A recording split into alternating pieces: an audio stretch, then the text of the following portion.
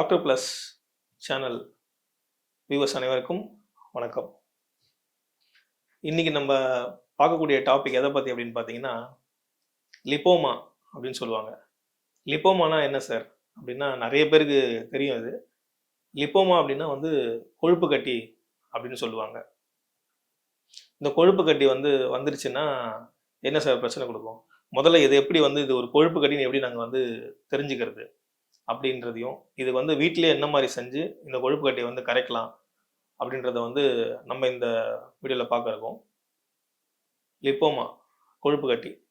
இந்த கொழுப்பு கட்டிக்கு ஏன் வருது, இதுக்கான காரணங்கள் என்ன அப்படின்றது இன்னி வரைக்கும் அறிவியலால் முழுசாக கண்டுபிடிக்கப்படாத ஒரு விஷயமா தான் இருக்குது. சார் நாங்கள் நிறைய கொழுப்பு பொருள் சாப்பிட்றோம், அதனால கொழுப்பு கட்டி வந்துருமா அப்படின்னு கேட்டிங்கன்னா, அந்த கொழுப்புக்கும் இந்த கொழுப்பு கட்டிக்கும் சுத்தமாக சம்மந்தமே கிடையாது. ஸோ அப்போ ஏன் சார் இந்த கொழுப்பு கட்டி வருது, சயின்ஸ் இது என்னவா பார்க்குது, எப்படி சொல்லுது அப்படின்னு பார்த்தீங்கன்னா, உங்களுக்கு உங்களுடைய தோல் மேலே இருக்கும், ஸ்கின்னு சொல்லுவோம். அது கீழே ஒரு ஃபேட் லேயர் ஒன்று இருக்கும். அது பேர் சப்குட்டேனியஸ் ஃப்ளாட் அப்படின்னு சொல்லுவாங்க. அந்த ஃபேட்டில் என்ன நடக்கும் அப்படின்னா, அதுக்கு ஒரு ஒரு ஃப்ளெக்சிபிலிட்டி சொல்லுவோம். அந்த ஃபேட் லேயருமே அந்த ஃபேட் லேயர் ஃபஸ்ட்டு எதுக்காக இருக்குது அப்படின்னு பார்த்தீங்கன்னா, ரொம்ப அதிகப்படியான வெப்பம் வெயில் காலங்களில் வரும், குளிர்காலங்களில் ரொம்ப அதிகப்படியான குளிர் வருது அப்படின்னாலும், அந்த வெப்பத்தை இருந்தும் அந்த குளிரில் இருந்தும் உங்களை பாதுகாக்கிறதுக்காக அந்த ஃபேட் லேயர் இயற்கையால் உருவாக்கப்பட்டிருக்கு. அந்த ஃபேட் லேயர் பார்த்தீங்கன்னா ஒரு ஒரு ஃப்ளெக்சிபிலிட்டி, இதுபோல தான் அது அதோட இழுவத்தன்மைன்னு சொல்லுவோம். அவ்வளோதான் அது இழுக்க முடியும் இருக்கும்.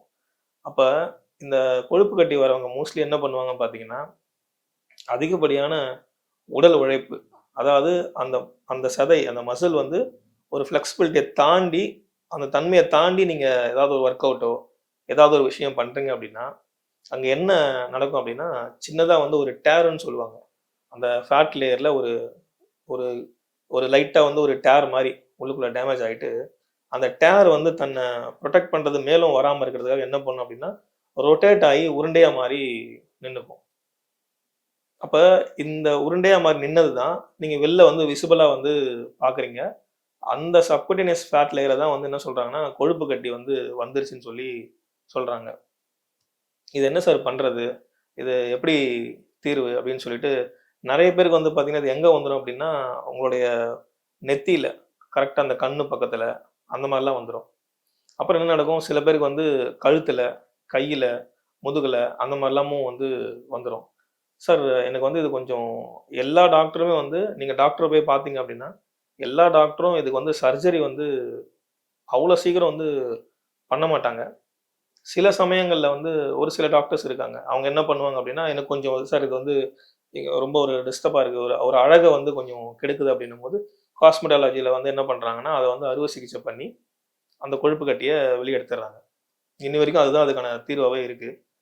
அதை நீங்கள் ஒரு தடவை ஆப்ரேஷன் பண்ணி எடுத்துட்டீங்க அப்படின்னா, அது நிறைய வருமா சார் அப்படின்னு கேட்டிங்கன்னா, கண்டிப்பாக நீங்கள் ஒரு தடவை ஆப்ரேஷன் பண்ணி எடுத்தால் அது எக்கச்சக்கமாக உடம்புல நிறைய வந்துக்கிட்டே இருக்கும். அந்த லேயர் எடுத்த உடனே அது அடுத்த லேயர் டேமேஜ் ஆகக்கூடாதுன்றதுக்காக தான் அந்த ரவுண்டு ஃபார்மேஷனில் மாறி பால் மாதிரி நிற்கிது. நீங்கள் அது தெரியாமல் அதை எடுத்துட்டீங்க அப்படின்னா, அடுத்தடுத்த லேயர் டேமேஜ் ஆகிட்டு அங்கங்கே உருண்டை மாதிரி சேர்ந்து நின்றோம். இப்போ அது எப்படி சார், இது கொழுப்பு கட்டின்னு எனக்கு எப்படி சார் நான் கண்டுபிடிக்கிறது, வேறு ஏதாவது கட்டியாக கூட இருக்கலாம்ல அப்படின்னு கேட்டிங்கன்னா, 2 கட்டிக்கும், ஒரு கேன்சர் கட்டியோ இல்லை சாதாரண கட்டியோ உள்ளுக்குள்ளே வர கட்டியோ எதுவாக இருந்தாலும் நீங்கள் அழுத்துனீங்க அப்படின்னா ஒரு விதமான வலியை கொடுக்கும். அது இல்லாமல் நீங்கள் இந்த கொழுப்பு கட்டி மேலே வச்சு அழுத்துனீங்க அப்படின்னா, அது இந்த பக்கமும் அந்த பக்கமும் ஒரு மூமெண்ட்டை உங்களுக்கு கொடுத்துக்கிட்டே இருக்கும், அதில் வலி இருக்காது. அப்போ நீங்கள் இதை ஒரு டாக்டர்கிட்ட போய் பார்த்து பண்ணலாம். அது முக்கியமாக டாக்டர் ஏன் இது அறுவை சிகிச்சை மூலியமாக அகற்றணும்னு மற்ற டாக்டருங்க சொல்லுவாங்க அப்படின்னா, இது சில பேருக்கு பார்த்தீங்கன்னா கழுத்துலையோ இல்லை காதுகிட்டையோ இல்லை உங்கள் தொண்டை பகுதியிலையோ அந்த மாதிரி இடங்கள்ல சில டைமில் கையில் ஏதாவது ஒரு இடத்துல சில நரம்புகளை இது பெருசாக மாறி அழுத்த ஆரம்பிச்சிடும். இந்த பெருசாக மாறி இந்த அழுத்தம் ஏற்படும் போது பார்த்தீங்கன்னா ஒரு வகையான வலியை நீங்கள் உணர ஆரம்பிப்பீங்க.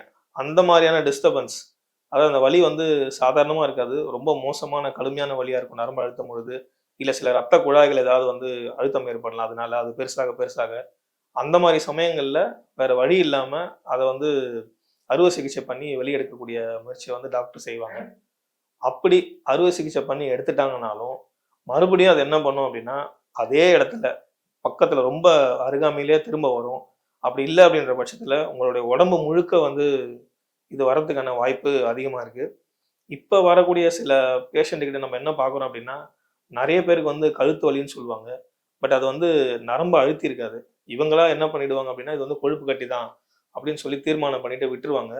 உங்க கொழுப்பு கட்டி சேர்ற இடத்திலேயே, அந்த இடத்துல ரத்த ஓட்டம் சரியா போகாம, பக்கத்திலேயே வந்து பார்த்தீங்கன்னா, சாதாரண மசில் நாட்ன்னு அப்படின்னு சொல்லுவோம். அந்த மாரியான சில விஷயங்களும் ஏற்பட்டு, உங்களுக்கு வந்து கை வலியோ, கழுத்து வலியோ வரதுக்கான அதிகமான வாய்ப்பு இருக்கு. அத நீங்க வந்து ஒரு டாக்டர அணுகி, அத வந்து நம்ம அழுத்தி பார்த்தா மட்டும் தான் அது தெரியும். அதுல வலி இருக்கா? எப்படி இருக்கு? இது வந்து அ ஃபேட் தானா? அப்படின்றதெல்லாம் நம்ம வந்து அத பார்த்து தான் நம்ம கண்டுபிடிக்க முடியும். சரி சார், எனக்கு வந்துருச்சு. இப்ப நான் அறுவை சிகிச்சை பண்ணாம எப்படி நான் வந்து இத சரி பண்ணிக்கலாம்? அப்படின்னு கேட்டீங்கன்னா, வீட்லயே வந்து ரொம்ப சாதாரண ஒரு சில பொருள்லாம் இருக்கு. அத வச்சு வந்து நீங்க இத சரி பண்ணிக்க முடியும். அதாவது விளக்கெண்ணெய் ஒரு பொருள். ஏன் சார் இது விளக்கெண்ணெய் யூஸ் பண்ணலாம்? எனக்கு வந்து சில டைம்ல விளக்கெண்ணெய் ஒத்துக்காது. நான் வந்து தேங்காய் எண்ணெய் யூஸ் பண்ணலாமா? அப்படின்னு சில பேர் கேட்பேங்க. இப்ப நீங்க வந்து நெறைய பேருக்கு இந்த சந்தேகம். ஏன் வந்து நான் தேங்காய் எண்ணெய் யூஸ் பண்ணக்கூடாது? நீங்க குறிப்பா இதுக்கு விளக்கெண்ணெய் சொல்றீங்க. சில விஷயத்துக்கு வந்து நல்லெண்ணெய் சொல்றீங்க அப்படின்னா, நீங்க என்ன பண்ணுங்க, ஒரு எக்ஸ்பெரிமென்ட் பண்ணி பாருங்க. சின்னதா வந்து கல்லெல்லாம் வந்து ஒரு செங்கல் சின்ன சின்ன பீஸா வந்து நறுக்கி எடுத்துருங்க. அதுல வந்து உங்களுக்கு என்ன எண்ணெய் சந்தேகமா இருக்கோ, தேங்காய் எண்ணெய் ஒரு டிராப் விட்டுருங்க. நல்லெண்ணெய் ஒரு டிராப் விட்டுருங்க. விளக்கெண்ணெய் ஒரு டிராப் விட்டுருங்க. இந்த இந்த கல்ல எடுத்து நீங்க பார்த்தீங்க அப்படின்னா, ஒரு 1 நிமிஷம், 10 நிமிஷம் கழிச்சு எடுத்து பார்த்தீங்கன்னா, தேங்காய் எண்ணெய் குறிப்பிட்ட லேயருக்கு மேல அந்த செங்கல்ல ஊறி உள்ள போயிருக்காது. விளக்கெண்ணெயும், நல்லெண்ணெயும் பார்த்தீங்கன்னா, ரொம்ப டீப் லேயர் வரைக்கும் அது உள்ள போயிட்டு அப்படியே ஊறிக்கிட்டே போயிடும். அந்த அந்த செங்கல்ல. அப்போ இந்த இந்த ஃபேட் லேயர்ன்னு சொன்னேன் இல்லைங்களா? இது ரொம்ப கீழ இருக்கிறதுனால, தேங்காய் எண்ணெய் அந்த அளவுக்கு உள்ள போயிட்டு இத வந்து அப்ளை பண்ணா சரியா வேலை செய்யாது. அப்ப விளக்கெண்ணெய் மட்டும் தான் அவ்ளோ டீப் லேயர்லயும் போயிட்டு, இதுல வந்து இத கரைக்கக்கூடிய ப்ராசஸ பண்ணும். அப்ப இந்த விளக்கெண்ணெய் கூட என்ன சேர்க்கலாம் அப்படின்னு பார்த்தீங்கன்னா, விளக்கெண்ணெய் இப்போ நம்ம வந்து அன்னாச்சி பூன்னு சொல்லுவோம். சமையலுக்கு கூட நெறைய இத வந்து யூஸ் பண்ணுவோம். பிரியாணி அந்த மாரி விஷயத்தெல்லாம் வந்து நம்ம இத போடுவோம். வாசனைக்காகவும், ஒரு சில டேஸ்ட்டுக்காகவும் போடுவோம். அத ஒரு எடுத்து அத ஒரு பொடி பண்ணி வச்சுக்கோங்க. ஒரு பெரிய நெல்லிக்காய், அரை நெல்லிக்கான்னு சொல்லுவோம். அந்த ஒரு நெல்லிக்காய் எடுத்து வச்சுக்கோங்க. அதுக்கப்புறம் வந்து பார்த்தீங்கன்னா, கருவேப்பில கொஞ்சம் ஒரு கைப்பிடி எடுத்து வச்சுக்கோங்க. இதில பெருசா அளவு முறைலாம் ஒண்ணும் தேவையில்ல. அதுக்கப்புறம் வந்து பார்த்தீங்கன்னா, கருவேப்பில, அந்த அன்னாசி பூ, விளக்கெண்ணெய், அது கூட வந்து விராலி மஞ்சள். விராலி மஞ்சள் வந்து ரொம்ப முக்கியமான ஒரு பொருள். இதுவும் நம்ம சமையலுக்கு யூஸ் பண்ணக்கூடிய ஒரு பொருள் தான். இது எல்லாத்தையும் எடுத்து ஒரு பதமா அரைச்சு, பேஸ்ட் மாரி வந்து ஆக்கிடுங்க. இத அரைச்சு அந்த விளக்கெண்ணெய் கூட குழச்சிருங்க. குழச்சு பேஸ்ட் மாரி ஆயிட்டு, எங்க இந்த கட்டி இருக்கோ, அது மேல வந்து ஒரு நாளைக்கு அட்லீஸ்ட் ஒரு 2 தடவையாவது வந்து இந்த அப்ளிகேஷன் அது மேல தடவிட்டே வாங்க. நீங்க தடவ என்ன ஆகும் அப்டின்னா, இது டைம் எடுக்கும். நீங்க பொறுமையா வந்து நிதானமா வந்து இத கரைக்கணும்னு முயற்சியோட எடுத்து நீங்க தடவிட்டு வர, இதோட சைஸ் வந்து குறையறதையும், இது எப்படி நீங்க சைஸ் குறையுது சொல்லலாம் அப்படின்னு பார்த்தீங்கன்னா, கல்லு மாரி இருக்கக்கூடிய அந்த ஃபேட் லேயர் என்ன பண்ணும் அப்படின்னா, கொலன்னு மாற ஆரம்பிக்கும். ரொம்ப பெருசா இருந்ததுன்னா, அத உடைஞ்சு சின்ன சின்னதா ஒரு 3ஆ, 4ஆவோ வந்து தன்னாலேயே மாறிடும். மாறிட்டு ரொம்ப இலகுத்தன்மையா மாறிடும். அப்படி ஆயிடுச்சு அப்படின்னா, அது வந்து சீக்கிரமா உள்ளுக்குள்ளேயே கரைஞ்சிரும்னு சொல்லுவாங்க. ஏன் சார் இத வந்து மத்த மருத்துவத்தில கரைக்க முடியல அப்படின்னு பார்த்தீங்கன்னா, இந்த ஃபேட் லேயர் நான் சொன்ன மாரி வந்து ஒரு ஃபேட் வந்து உருண்டி உருண்டையா மாறுதுன்னு சொன்னேன் பார்த்தீங்களா? இது பார்க்க எப்படி உள்ள இருக்கும் அப்படின்னு பார்த்தீங்கன்னா, நல்ல உதாரணமா வந்து பார்த்தீங்கன்னா, ஒரு வேக வச்ச முட்டைய வந்து எடுத்துக்கலாம்.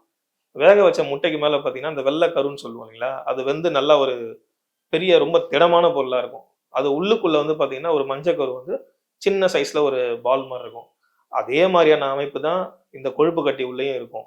மேல வந்து ஒரு திடமான ஒரு வெள்ள பொருளாவும், உள்ளுக்குள்ள ஒரு நெய் பொருள் மாரி வந்து இருக்கும். அத கிழிச்சு பார்த்தாலே அது வந்து ஆப்பரேட் பண்ணி எடுத்து கிழிச்சு காட்டுவாங்க. அது எப்படி இருக்குன்னு பார்த்துக்கலாம். ஸோ இந்த வேற எந்த மருத்துவத்தாலயும் அந்த மேல இருக்கக்கூடிய லேயர, அந்த முட்டை மாரி திடமா இருக்கக்கூடிய லேயர வந்து உடைச்சு உள்ள போய் கரைக்க முடியல.